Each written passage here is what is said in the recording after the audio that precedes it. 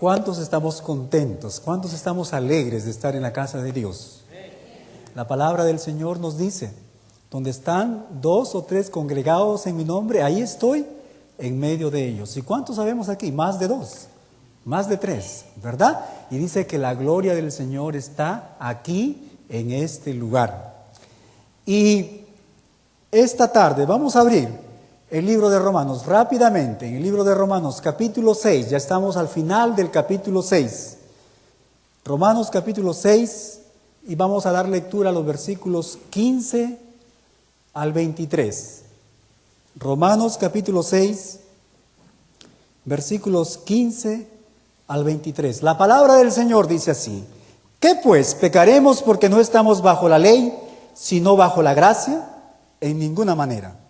¿No sabéis que si os sometéis a alguien como esclavos para obedecerle, sois esclavos de aquel a quien obedecéis, sea del pecado para muerte o sea de la obediencia para justicia?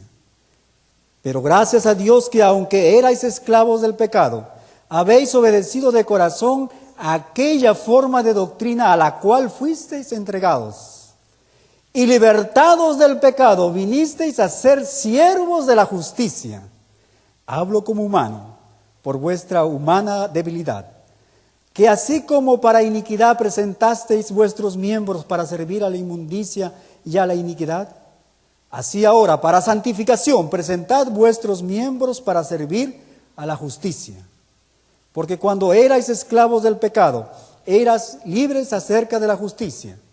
Pero ¿qué fruto tenías de aquellas cosas de las cuales ahora os avergonzáis? Porque el fin de ellos es muerte. Mas ahora que habéis sido libertados del pecado y hechos siervos de Dios, tenéis por vuestro fruto la santificación y como fin la vida eterna. Porque la paga del pecado es muerte, mas la dádiva de Dios es vida eterna en Cristo Jesús. Porque la paga del pecado es muerte, mas el regalo de Dios es vida eterna en Cristo Jesús, Señor nuestro. En este capítulo, mis hermanos, estamos tratando un problema muy práctico. Un problema que cada uno de nosotros, los hijos de Dios, tenemos que enfrentar cada instante, cada día de nuestras vidas mientras estamos aquí, en este pasaje, en nuestro peregrinaje. Y en el primer versículo de este capítulo, el apóstol Pablo plantea este problema muy claramente. Y él dice: ¿qué pues diremos? ¿Perseveraremos? ¿Continuaremos en el pecado para que la gracia de Dios abunde? Este sexto capítulo se ocupa de todo lo que sucede cuando un cristiano, cuando un creyente peca. No nos gusta pensar que los creyentes pecan, pero desafortunadamente lo hacemos. Y en los primeros 14 versículos de este capítulo, vimos que el apóstol Pablo dio respuesta a esta pregunta. ¿Qué pues diremos? ¿Perseveraremos, continuaremos en el pecado para que la gracia de Dios abunde? Y para contestar esta pregunta, el apóstol Pablo utilizó esta figura del bautismo, para darnos a conocer esta gran verdad espiritual, que si la ponemos en práctica nos ayudará, hermanos, a vivir una vida que agrade a Dios. Él nos declaró en estos 14 versículos que nuestro viejo hombre, que nuestra vieja naturaleza, el viejo yo, el viejo Julio, la vieja Carmen, ya ha sido crucificado juntamente con nuestro Señor para que el cuerpo de pecado sea destruido, a fin de que no sirvamos más al pecado. Y la frase clave en estos 14 versículos fue, si recordamos, hemos muerto al pecado. Hemos muerto al pecado. Y esta frase, de una u otra manera, hermanos, se va a repetir cerca de 17 veces en estos 14 versículos, dándonos a entender que el pecado ya no tiene dominio sobre nosotros. Jesucristo, mis hermanos, ha roto las cadenas que una vez nos ataban al dominio del pecado. Ahora no tenemos ninguna obligación, no tenemos que obedecer los dictámenes de nuestra vieja naturaleza. Y la pregunta que surgió de estos 14 versículos fue la siguiente: ¿se puede seguir viviendo de la misma manera? ¿Se puede continuar en una vida habitual de pecado como si en realidad nada hubiera sucedido con nosotros? Y vimos que la respuesta del apóstol Pablo fue la siguiente: por supuesto que no. Tú no puedes hacer esto. Y si lo haces, esto es una prueba de que en realidad nunca participaste de la muerte y resurrección de nuestro Señor Jesucristo. Una vida, mis hermanos, sin cambios.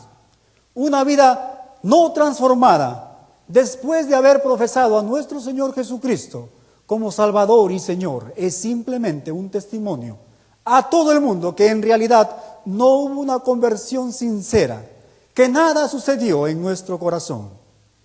Y en el versículo 14, el apóstol Pablo terminó esta primera parte de este capítulo concluyendo lo siguiente. La palabra de Dios nos dice en el versículo 14: porque el pecado no tendrá dominio de vosotros, pues no estáis bajo la ley, sino bajo la gracia. Y en el versículo 15, él vuelve a plantearse la misma pregunta del versículo 1, pero esta vez, si ustedes notan, un poquito diferente. Él dice en el versículo 15, ¿qué pues? ¿Pecaremos porque no estamos bajo la ley, sino bajo la gracia? Si ustedes se dan cuenta, mis hermanos, ahora la pregunta no es ¿perseveraremos?, sino ¿pecaremos? En otras palabras, lo que el apóstol Pablo nos está diciendo aquí es: ¿debe el cristiano ceder al pecado de vez en cuando para poder disfrutar de los placeres momentáneos que éste nos ofrece? Y en los siguientes versículos de este capítulo, el apóstol, al recordarnos nuestra vida pasada, nuestra antigua condición sin Cristo, muertos al pecado, él va a responder esta pregunta. Y en estos versículos él nos va a dar 3 razones por qué nosotros, los creyentes nacidos de nuevo, no debemos ceder a los encantos del pecado. Pero antes de continuar, vamos a orar. Señor Padre Celestial, te damos gracias una vez más por tu amor. Te damos gracias, Señor, por tu misericordia. Te damos gracias por tu palabra, porque tu palabra, Señor, es la fuente de vida. Es la fuente, Señor, de transformación.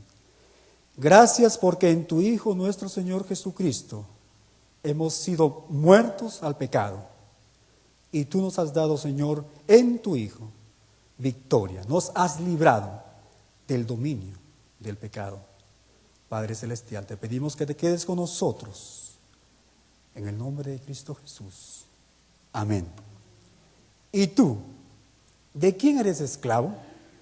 ¿Y tú?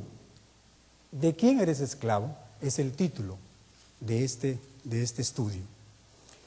Y la primera razón, mis hermanos, ¿por qué el cristiano, el Hijo de Dios, muerto al pecado, no debe pecar?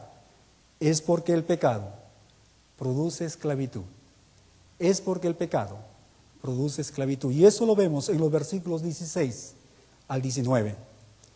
Y en el versículo 16 podemos leer, la palabra del Señor nos dice así: ¿no sabéis que si os sometéis a alguien como esclavos para obedecerle, ¿qué dice? Sois esclavos de aquel a quien obedecéis? Se cuenta de un hermano, de un cristiano muy devoto, seguidor de nuestro Señor Jesucristo. Y él salió a la calle, salió a estos lugares, quizás una playa de estacionamiento, y él llevó un instrumento muy simpático, muy interesante. Él se puso un cartel sobre sus hombros, y en la parte delantera de este cartel había una frase que decía: yo soy siervo de Jesucristo. Yo soy siervo de Jesucristo. Y en la parte de atrás había otra frase, y esa frase era: ¿y tú? ¿De quién eres esclavo? ¿Y tú? ¿De quién eres esclavo? Y esta es una pregunta muy importante, mis hermanos, porque todos nosotros somos esclavos de uno de estos dos señores, del pecado o de la justicia. No tenemos otras opciones por la misma naturaleza de nuestra humanidad. Nosotros los hombres y mujeres hemos sido creados, hemos sido diseñados con nuestro libre albedrío, por supuesto, para poder honrar, para servir y para ser guiados y dirigidos por estos dos señores.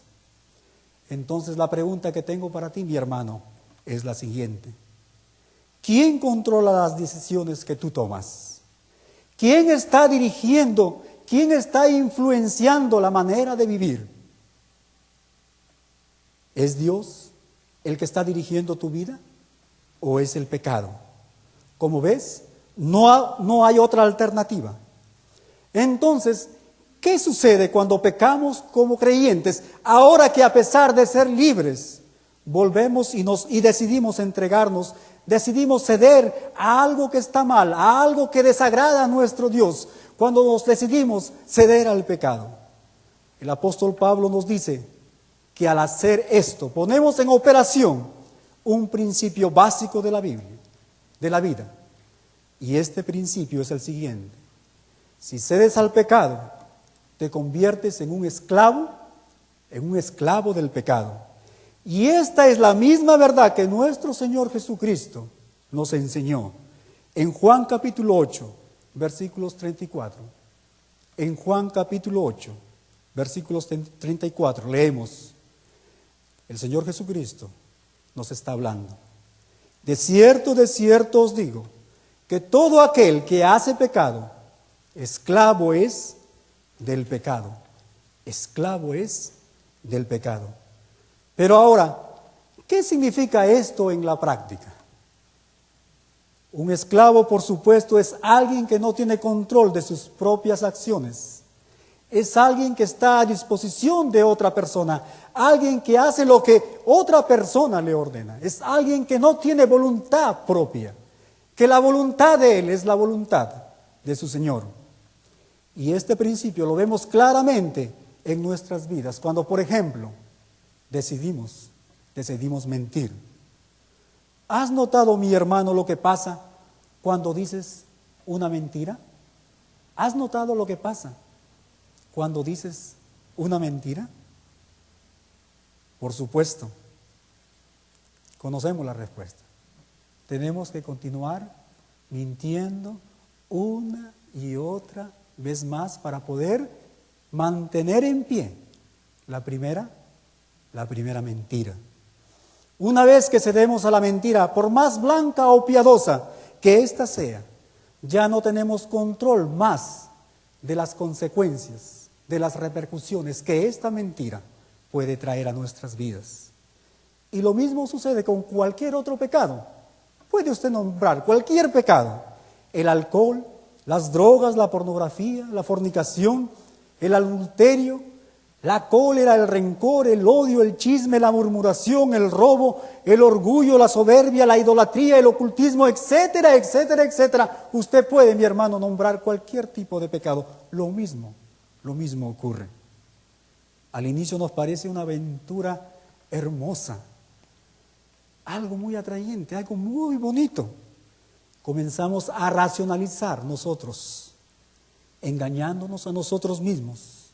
Y nos decimos que quizás Dios, Él nos va a entender, que Él nos va a comprender, o que es algo que nosotros podemos controlar, que luego lo vamos a dejar y que todo seguirá igual como antes.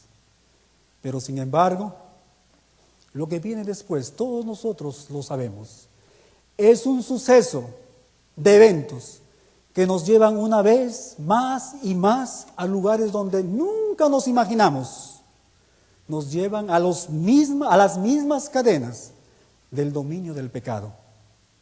Necesitamos una copita más, una dosis más, necesitamos una aventura más, un pleito más, un chisme más, un video más, un objeto más, para poder experimentar el mismo placer que cuando comenzamos. Y sin darnos cuenta, tarde o temprano, nos vemos atrapados en las manos del mismísimo pecado. nos vemos siendo esclavos de lo que antes nos producía placer. Pero el pecado no solo produce esclavitud. Y en los versículos 20 al 21, en los versículos 20 al 21 de este capítulo, de Romanos capítulo 6, el apóstol Pablo nos va a declarar la segunda razón por qué es que el verdadero Hijo de Dios no debe de ceder al pecado. Y esa razón es porque el pecado produce vergüenza. Escúchame bien, mi hermano, porque el pecado produce vergüenza. La palabra de Dios dice así, versículo 20. Porque cuando erais esclavos del pecado, erais libres acerca de la justicia. Pero ¿qué fruto teníais de aquellas cosas de las cuales ahora os avergonzáis? ¿Qué fruto tenías de aquellas cosas? Haciendo referencia a las obras del pecado. Las obras del pecado en nuestras vidas. Creo que cada uno de nosotros podemos mirar hacia atrás en nuestras vidas, en el pasado de nuestras vidas, y recordar de esas acciones que hicimos y de las cuales hoy nos avergonzamos. Estas acciones, mis hermanos, nos han dejado una mancha, han marcado nuestras mentes, y cada vez que nos acordamos de ellas, lo único que cosechamos es el dolor. Lo único que cosechamos es el dolor. La vergüenza, mis hermanos, es el conocimiento consciente que viene de nuestro comportamiento, de aquellas acciones indignas e injustas en contra de nuestro prójimo y en contra de nuestro Dios. Recuerdos de hechos que producen en nosotros un sentimiento de deshonor, de desgracia, de condenación, y que terminan apagando el gozo en nuestras vidas. Es el dolor del desprecio hacia uno mismo, un sentimiento, mis hermanos, de fracaso, que nos hace indignos de gozar de la comunión de nuestro Dios. Nuestro Dios es un Dios santo, justo y puro. Y esto fue lo que experimentaron, mis hermanos, nuestros primeros padres en el Edén, después de pecar. La Biblia nos dice en Génesis capítulo 3, versículo 8, Génesis capítulo 3, versículo 8, que al oír la voz de Jehová Dios, que se paseaba en el huerto, al aire del día, el hombre y su mujer se escondieron de su presencia. El pecado, mis hermanos, produjo vergüenza, deshonra, fracaso, culpabilidad, y la vergüenza, mis hermanos, produjo temor, y el temor los alejó de nuestro Dios. Rompió esa comunión perfecta que tenían nuestros primeros padres con nuestro Dios. Y esto es lo mismo, lo que experimentó el rey David, cuando el profeta Natán, enviado por Dios, le señala y le encara su pecado, el agravio que él hizo a Urías. Todos nosotros sabemos esta historia. Este rey, a pesar de toda la fama, a pesar de todas las riquezas que Dios le había dado, a pesar de todas sus mujeres y concubinas, a pesar de que este rey tenía el favor de Dios, él decidió pecar. Y la palabra de Dios nos dice que él cometió adulterio con Betsabé, la mujer de Urías. Y para tratar de ocultar su pecado, él aún va más allá y manda a matar a este noble general. En el Salmos capítulo 38, el rey David nos va a narrar cómo estos sentimientos de deshonra, sentimientos de fracaso, de condenación y de vergüenza, estos sentimientos, resultados del pecado en la vida del cristiano, del Hijo de Dios, estaban afectando su vida. Y en los versículos 4 y 6 del capítulo del Salmos 38, la palabra de Dios nos dice así: porque mis iniquidades se han agravado sobre mi cabeza, como carga pesada se ha agravado sobre mí, hieren y supuran mis llagas. A causa de mi locura, a causa de mi pecado, estoy encorvado, estoy humillado en gran manera, ando enlutado todo el día. Lo que este rey estaba experimentando todos estos sentimientos de su vergüenza a causa del pecado. Y el versículo 10 nos dice: mi corazón está congojado, me ha dejado mi vigor, y aún la luz de mis ojos me falta ya. Yo creo, mis hermanos, que todos nosotros en algún momento de nuestras vidas hemos experimentado los terribles efectos que trae la vergüenza como resultado del pecado. El pecado, no importa el tipo o cuán pequeño que éste parezca, siempre conduce a la vergüenza. La vergüenza, mis hermanos, es el fruto inevitable del pecado.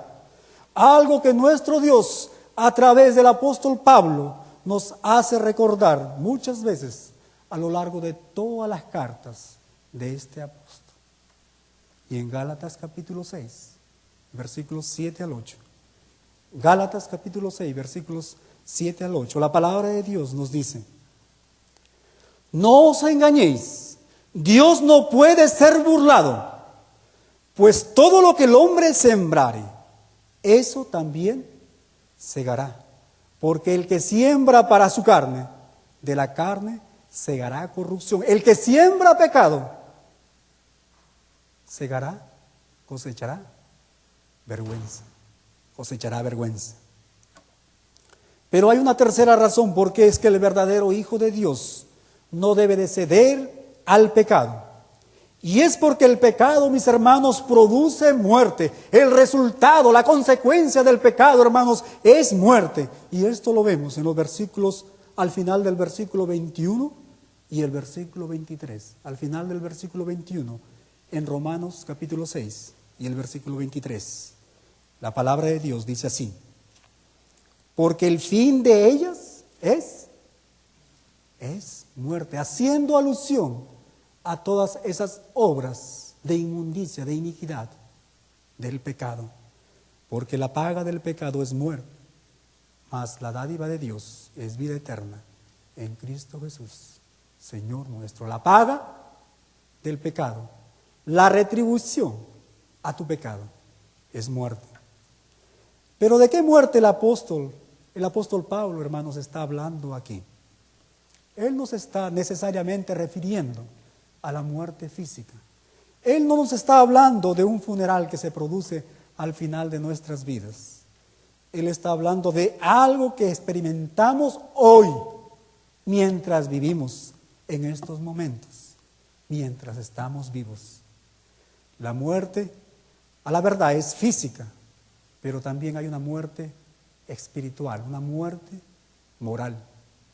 La una es una imagen, hermanos, de la otra. La muerte física siempre implica, por ejemplo, oscuridad, el fin de la luz, el fin de la vida.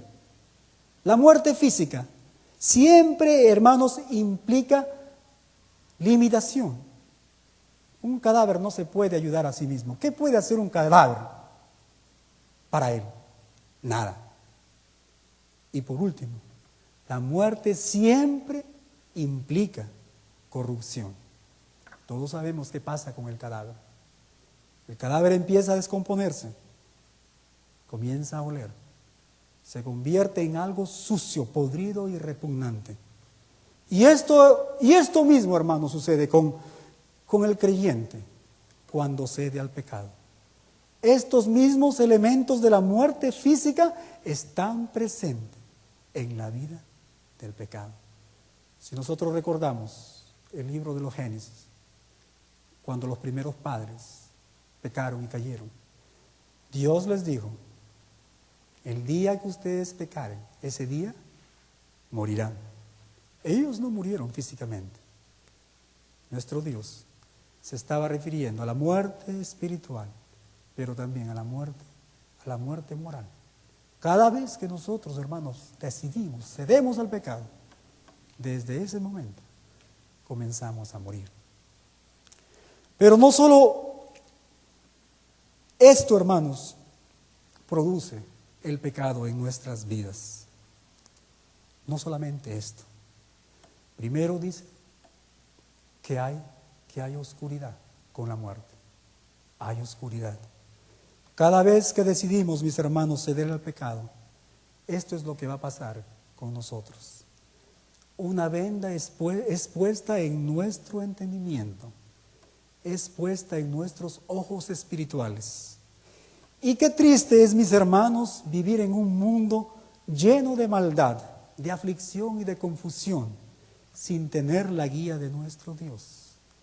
Cada vez que pecamos, se nos hace muy difícil entender y comprender la palabra de Dios. Hay oscuridad en nuestra mente.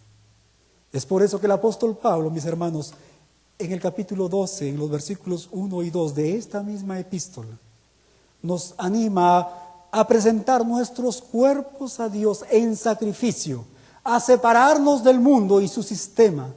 En otras palabras, el apóstol nos está animando a apartarnos del pecado. Solo así la palabra de Dios alumbrará en nuestras mentes. Solo así la luz entrará a nuestra oscuridad. Solo así conoceremos la voluntad de Dios para nuestras vidas. Su voluntad, que es buena, agradable y perfecta. Pero no solo la oscuridad toma un lugar cuando pecamos, sino también la limitación. La limitación. Cortamos, hermanos, en nuestra vida bendiciones cada vez que nosotros decidimos pecar. En mi vida cristiana he visto muchos cristianos que por causa del pecado han tenido que pasar por esta experiencia dolorosa de perder el privilegio y el gozo de servir a nuestro Dios. Hermanos, no hay otra cosa más grande en la vida, no hay otro gozo más sublime, más hermoso que servir a nuestro Dios. Pero por causa del pecado, muchas veces perdemos esta oportunidad. Y no estoy sugiriendo que el pecado, hermanos, limita para siempre las oportunidades que nuestro Dios nos da, porque sabemos que nuestro Dios es un Dios de una oportunidad, es un Dios de oportunidades, Pero si nos aferramos al pecado y nos negamos a entrar en la libertad de nuestro Señor Jesucristo, tenga por seguro, mi hermano, que todas esas oportunidades se perderán. Segunda de Timoteo, capítulo 2, versículos 20 al 21. Segunda de Timoteo, capítulo 2, versículos 20 al 21. El apóstol Pablo está escribiendo a este joven pastor Timoteo, y él está hablando de la iglesia de Dios, como por ejemplo nuestra iglesia. Y en el versículo 20, él está hablando que en la iglesia del Señor, en la casa de Dios, hay diferentes utensilios, unos de oro, otros de plata, otros de madera, otros de barro. Pero el versículo 21, fíjense lo que dice, el versículo 21. Pero si alguno se limpia de estas cosas, haciendo referencia al pecado, la palabra de Dios dice, será instrumento para honra, santificado, útil al Señor y dispuesto para toda buena obra. Mi hermano, cada vez que cedemos al pecado, nos limitamos, perdemos ese privilegio de servir a nuestro Dios. Pero hay algo más que toma lugar cuando pecamos, y esto es la corrupción. Esto es la corrupción. La muerte significa, por un lado, un deterioro en el gozo de experimentar las cosas de nuestro Dios. Cuando pecamos, hermanos, se pierde ese gozo de estar haciendo las cosas de nuestro Dios. Y por otro lado, es un aumento en el deseo por las cosas pasajeras. Nos estamos interesando más de las cosas del mundo, las cosas materiales, las cosas que no tienen valor. Y que estas cosas, hermanos, que el mundo nos ofrece, a la larga van a producir corrupción en nuestras vidas. Muchas veces, debido al pecado, nuestras vidas se vuelven completamente repugnantes, nauseabundas, aún para nosotros mismos. Siempre se ha dicho, hermanos, que el pecado es la lepra espiritual. ¿Y qué es lo que pasa con un leproso? ¿Qué es lo que pasa con un leproso? Creo que todos nosotros sabemos esto. Su carne pierde la sensación, él no puede sentir. Si él toca algo caliente ahí, o si él pisa un metal, él no lo va a sentir. Este reflejo de protección se pierde. Las heridas son como un caldo de cultivo, hermanos, para las infecciones. Y la descomposición y el olor de la carne es tan terrible que ni aun el enfermo lo puede soportar. Eso es el pecado. ¿Alguna vez te has sentido así, mi hermano? ¿Alguna vez has sentido que tu vida a causa del pecado, tiene mal olor, aún en tus propias narices? Y percibes que todos te marginan, que nadie quiere ser tu amigo, que nadie se acerca a ti, porque olemos mal. Eso es lo que produce, hermanos, el pecado. Esto, mi hermano, es la señal de la corrupción de la muerte que el pecado trae consigo. Y para terminar, el apóstol Pablo esta tarde nos ha declarado, mis hermanos, 3 razones por qué el Hijo de Dios, muerto al pecado, no debe ceder a él. Primero, porque el pecado produce esclavitud. Número 2, porque el pecado produce vergüenza. Y número 3, porque el pecado produce muerte. Pero la historia no termina aquí. Dios, nuestro Dios, es un Dios misericordioso, es un Dios de gracia. Sino que por el contrario, hermanos, si nosotros analizamos los versículos 17, 18 y 22, quizás cuando estemos en casa, podemos hacer esto. Si nosotros analizamos estos versículos, vamos a encontrar esta hermosa declaración del apóstol Pablo, declaración que es el tema central de una nueva vida en Cristo Jesús: la santificación.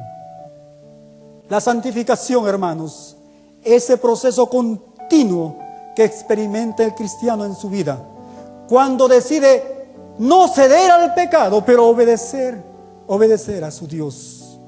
Ese proceso que cada día nos lleva a expresar más y más el carácter de nuestro Señor Jesucristo en nuestras vidas. El Evangelio, mis hermanos, el Evangelio que recibimos, el Evangelio de nuestro Señor Jesucristo, el Evangelio de Dios que tiene el poder para salvar y transformar las vidas del hombre, nos ha libertado, escúcheme bien, nos ha libertado del dominio del pecado. Y por lo tanto, no tenemos que estar viviendo todos los días, hermanos, bajo el dominio de Él. Ahora pertenecemos a un nuevo Señor, nuestro Dios. Por lo tanto, ya no tenemos que obedecer al antiguo amo, el pecado. Ya no tenemos que someternos, presentar nuestros miembros al dominio del pecado para hacer esas cosas cuyo fruto, como hemos visto, son la esclavitud, la vergüenza y la muerte, sino que ahora somos siervos de Dios, siervos de Dios. Y esta, mis hermanos, es nuestra nueva condición. No pertenecemos al pecado, somos siervos de nuestro Dios. Y como siervos, somos llamados por Él para que voluntariamente podamos servir a la justicia, presentar nuestros cuerpos, presentar nuestros miembros a Él, a la justicia, cuyo fruto es la santificación de nuestras vidas y cuyo fin es la vida eterna. ¿Cuántos de los que estamos aquí podemos levantar la mano y decir conmigo: yo soy un siervo de Jesucristo? ¿Cuántos podemos decir eso? Yo soy un siervo de Jesucristo. Pero la pregunta todavía está en pie. para aquellas personas que no conocen al Señor Jesucristo como Salvador. ¿Y tú? ¿De quién eres esclavo? ¿Y tú? ¿De quién eres esclavo? Si hay alguna persona que no conoce al Señor Jesucristo como Salvador, yo le invito esta tarde, pase aquí adelante. Vamos a tener aquí estos hermanos esperando por ti. ¿Sabes qué? Solo la sangre de nuestro Señor Jesucristo puede libertarte, puede darte libertad de la esclavitud, del pecado. Pasa adelante.